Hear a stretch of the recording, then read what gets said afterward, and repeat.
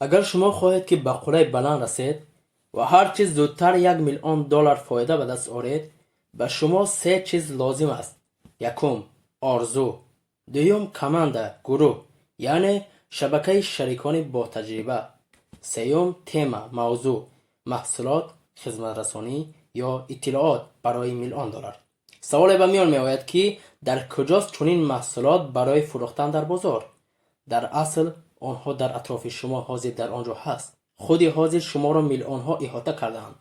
راسل کوول در سخنرانی مشهور الماس نیپولیا گفت: دوستان من، اگر شما در 4 کوچه سیر کنید در 1 ساعت و میفهمید که آدمان به چی نیاز دارند و به شما چی لازمند، آنها را با محصولات دلخواه تأمین کنید و سپس به قلم در دست نشینید و حساب کنید که چقدر فایده به دست میآورید تا مردم را با چیزهای دلخواهشان تأمین کنید، زیرا شما به زودی میفهمید این را.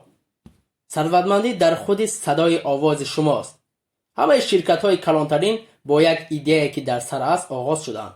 یک ایده عالی به مثل میکی ماوس یا کامپیوتر اپل، یا یکی از ساده‌ترین حتی دلگیر کننده ایده به مثل استحصال جواری مکه کل جاکس یا راه‌های استفاده ساده نامپذیر امر این همه. چرا شما یگان چیزی به اینها مانند را فکر کرده نمیتوانید؟ با شما چنین شد که شما درباره استحصالات فکر جالب دارید برای بعضی از محصولات یا خدمت رسانی نو و پس از چند ماه میفهمید که کسی همین ایده را عملی کرده است. آیا شما یگان بار به خود گفته اید های این فکر من است، من این کار را کردنی بودم؟ خوب، اکنون نوبت شماست که یک ایده $1,000,000 را عملی کنید. هنوز به خود سوال های اگر تنها را دهید به مانند چی می شود یک ایده بیزنسی $1,000,000 به من می رسید؟ یا اگر من فهمیدم که آدمان همسایه من به چیز نیاز دارند، چی می تواند به بیزنسی فایده‌ور آورده رساند؟ یا اینکه چی می شود اگر من با کسی واخورم که الکی ایده بیزنسی عالی دارد اما هنوز عملی شدنی نیست؟